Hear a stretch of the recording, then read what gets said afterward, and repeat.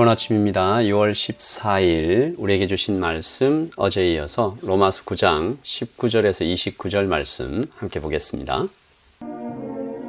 혹 네가 내게 말하기를 그러면 하나님이 어찌하여 허물하시느냐 누가 그 뜻을 대적하느냐 하리니 이 사람아 내가 누구이기에 감히 하나님께 반문하느냐 지음을 받은 물건이 지은 자에게 어찌 나를 이같이 만들었느냐 말하겠느냐 토기장이가 진흙 한 덩이로 하나는 귀히 쓸 그릇을 하나는 천히 쓸 그릇을 만들 권한이 없느냐 만일 하나님이 그의 진노를 보이시고 그의 능력을 알게 하고자 하사 멸하기로 준비된 진노의 그릇을 오래 참으심으로 관용하시고 또한 영광 받기로 예비하신 바 긍휼의 그릇에 대하여 그 영광의 풍성함을 알게 하고자 하셨을지라도 무슨 말을 하리요 이 그릇은 우리니 곧 유대인 중에서뿐 아니라 이방인 중에서도 부르신 자니라 호세아의 글에도 이르기를 내가 내 백성 아닌 자를 내 백성이라 사랑하지 아니한 자를 사랑한 자라 부르리라 너희는 내 백성이 아니라 한 그곳에서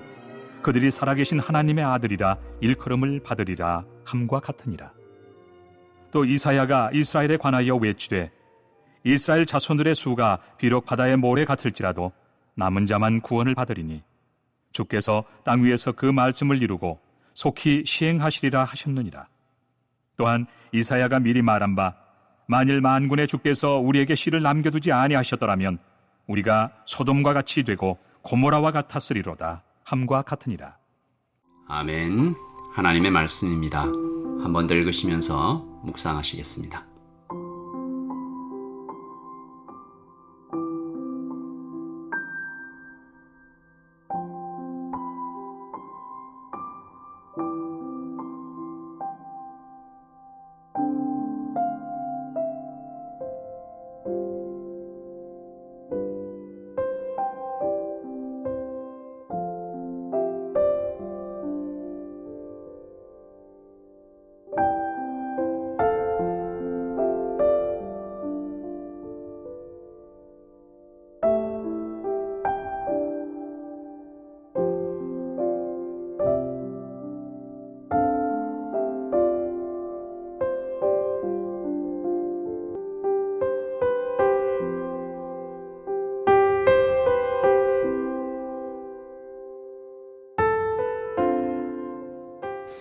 오늘 말씀은 아주 중요한 하지만 어쩌면 잊혀져가는 진리가 아닌가 좀 생각해 봐요.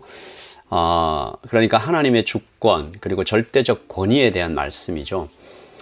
물론 우리 주 예수 그리스도의 은혜가 넘치고 자격 없이 조건 없이 주어집니다. 그렇게 우리가 구원을 받는 거죠. 의심의 여지가 없어요. 가장 낮은 자리까지 내려오신 하나님의 겸손이 복음의 핵심, 복음의 본질, 에센스죠. 하지만 제가 이전에도 말씀드렸던 것처럼 복음의 좋은 소식은 반드시 어디에서 출발해야 된다고요? 복음은 나쁜 소식에서 출발해야 됩니다. 내가 생각했던 것보다 내가 훨씬 더 큰 죄인임을 발견하고 죄에 대하여 극렬히 분노하시는 하나님의 불꽃 같은 눈동자를 마주하는 것에서부터 복음은 출발합니다. 여러분에게 이 조나단 에드워드의 분노하는 하나님의 손에 붙들린 죄인이라는 설교를 꼭 한번 읽어보시기를 권합니다. 분노하는 하나님의 손에 붙들린 죄인, 조나단 에드워드, 유명한 설교자시죠. 제가 이 설교를 조금만 좀 인용해 보도록 하겠습니다. 하나님은 지금 지옥의 불길에 휩싸여 고통을 당하는 사람들보다 아직까지 이 땅 위에 살고 있는 수많은 사람들에게 더 큰 분노를 느끼고 계십니다. 틀림없이 편안한 마음으로 이 설교를 듣고 있는 사람들 중에서도 하나님의 진노의 대상이 되고 있는 자들이 있을 것입니다. 여러분을 향한 하나님의 진노의 불길은 타오르고 있으며 지옥의 불구덩이는 이미 여러분을 맞을 만반의 준비가 다 되어 있습니다. 하나님의 날선 공의의 칼은 이미 여러분의 머리 위를 내리칠 준비가 되어 있으며 지옥은 여러분을 삼키려고 입을 벌리고 있습니다. 하나님께서 허락하시기만 하면 여러분은 지옥에 내던져져 흔적도 없이 멸망하고 말 것입니다. 이 설교가 선포될 때 교인들은 마치 지옥문이 자기 발 아래 열리는 것처럼 느껴져서 교회의 긴 장의자 위에 올라가서 벌벌 떨었다고 하죠. 수년 전 청년들과 제자훈련을 할 때 제가 자주 물었던 질문이 있습니다. 이 질문에 어떤 신학적인 정밀함이 있는 것도 아니고 실제로 이 일이 일어날 것 같지도 않지만 상상해 보라고 했습니다. 당신이 인생을 다 마치고 몸은 죽고 영혼이 하나님 앞에 서는 날, 영광의 하나님께서 내 이름을 불러주시죠. 그래서 그 앞에 나갔는데 상상도 하지 못했던 말씀을 하나님께서 하십니다. 나는 너를 지옥에 보내기로 결정했다. 되돌릴 수 없고 나의 이 하나님의 결정은 바뀌지 않을 것이다. 이 몇 년 후에 끝나는 게 아니잖아요. 영원한 지옥불에 떨어지게 되는 결정이 방금 내려졌어요. 자, 당신은 하나님께 뭐라고 대답하시겠습니까? 이 제자훈련 때 이런 얘기를 나누면서 아주 깊은 토론을 했었던 경험이 있는데요. 오늘 말씀이 어쩌면 비슷한 맥락이 아닐까 합니다. 하나님의 주권, sovereignty. 사도가 말하죠. 21절입니다. 토기장이가 진흙 한 덩이로 하나는 귀히 쓸 그릇을, 하나는 천히 쓸 그릇을 만들 권한이 없느냐. 오늘 말씀은 이방인들에게 주어진 하나님의 구원에 마음이 상한 그 어떤 자들에게 전하시는 하나님의 책망이죠. 나만 구원받아야 되는데 저렇게 자격도 없는 이방인들에게 왜 구원을 선물하시나 화가 나는 거죠. 최근 청년들과 팀 켈러의 탕부 하나님을 읽는 북클럽을 하고 있는데요. 이 탕자의 비유에서 진짜 주인공은 탕부 하나님이시다라는 거죠. 이 탕이라는 단어, prodigal에서 흥청망청 낭비하다라는 뜻을 하나님 아버지의 사랑이 남김없이 쏟아 부어진다. 그래서 탕부 하나님. 그야말로 한도 초과의 사랑을 베푸시는 아버지가 드러나는데요.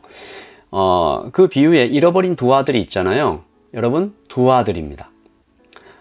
보통 한 명 그 동생만 잃어버렸다고 생각하는데 형도 잃어버렸죠. 동생은 흥청망청 세상에서 놀며 잃어버린 바 됐지만 형도 똑같이 잃어버린 아들이 되었습니다.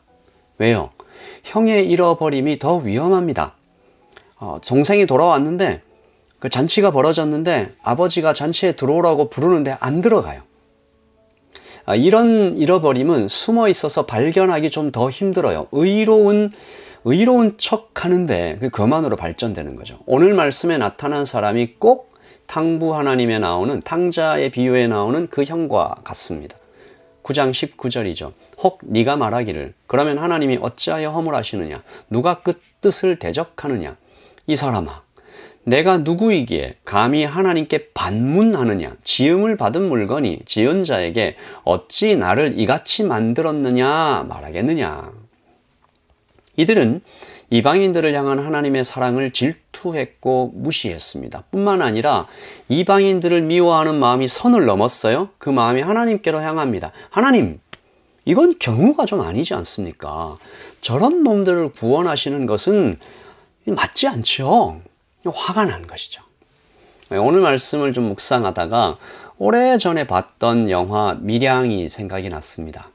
아들을 잃은 슬픔을 신앙으로 이겨내려고 했던 엄마죠. 그 엄마가 어느 날 아들의 살인범을 직접 대면하는데 만나는 순간 완전히 무너져 버리죠.